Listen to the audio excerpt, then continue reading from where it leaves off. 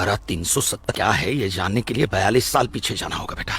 अंग्रेजों ने to nation theory के तहत हिंदुस्तान के दो टुकड़े कर दिए, एक हिंदुस्तान और पाकिस्तान। पाकिस्तान की बहुत इच्छा थी कि जम्मू कश्मीर का विलीनीकरण पाकिस्तान में हो जाए, और राजा हरि सिंह चाहते थे कि कश्मीर एक स्वतंत्र देश रहे। वो न हिंदुस्तान में विलीन होना चाहते थे न पाकिस्तान में। और तब पाकिस्तान ने खूनी खेल खेला। अक्टूबर 1947 में पठानी कबायलियों को जम्मू कश्मीर के खिलाफ उकसाया, कश्मीरी पंडितों का कत्लेआम करवाया। ऐसे हालात देखकर राजा हरि सिंह ने घबराकर नेहरू जी से कहा, कृपा करके आप कश्मीर को बचा लीजिए। मैं ऐसे हालात में चाहता हूं कि कश्मीर का विलीनीकरण भारत में ही हो जाए, सेना भेजिए। लेकिन जब तक भारतीय सेना कश्मीर पहुंची बहुत देर हो चुकी थी। न जाने कितने कश्मीरी पंडितों का कत्लेआम हो चुका था। कश्मीर का 1/3 हिस्सा पठानी कबायलियों ने अपने कब्जे में कर लिया था।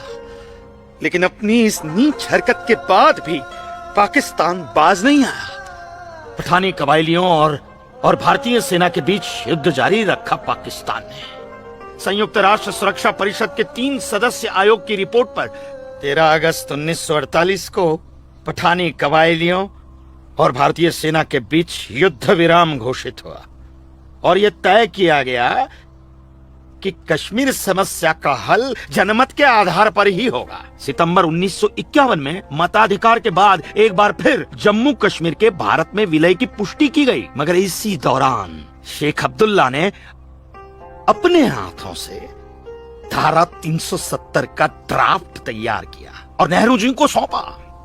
सरदार पटेल और अंबेडकर साहब की मर्जी के खिलाफ 1952 में नेहरू जी ने इसे लागू भी कर दिया। इसी धारा 370 की वजह से नेहरू जी ने कश्मीर को एक ऐसा विशेष दर्जा दे दिया जिसमें जम्मू कश्मीर राज्य ने हिंदुस्तान से अपना एक अलग संविधान स्थापित कर लिया। इसी धारा 370 की वजह से हमारे हिंदुस्तान का राष्ट्र ध्वज अलग है और कश्मीर का भी ध्वज अलग।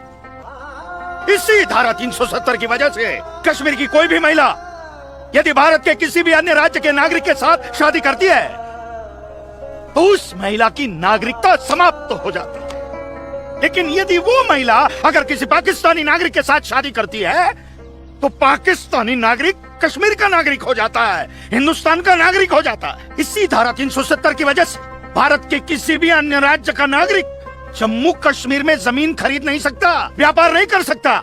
लेकिन जम्मू कश्मीर का नागरिक भारत के किसी भी अन्य राज्य में जाकर अपना व्यापार कर सकता है, जमीन खरीद सकता है, कुछ भी कर सकता है। अरे ये बिग लैंड एबोल्यूशन एक्ट क्या है पता है?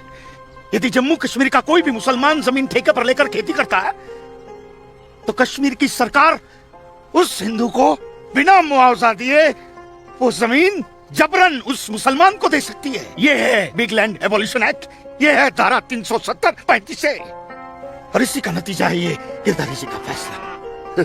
और सिर्फ यही नहीं, ये जो सरकार की ऋण निरस्तीकरण योजना है ना, इसके अंतर्गत उन सारे मुसलमानों का कर्जा माफ कर दिया जाएगा जो उन्होंने हिंदुओं से लिया। बताइए।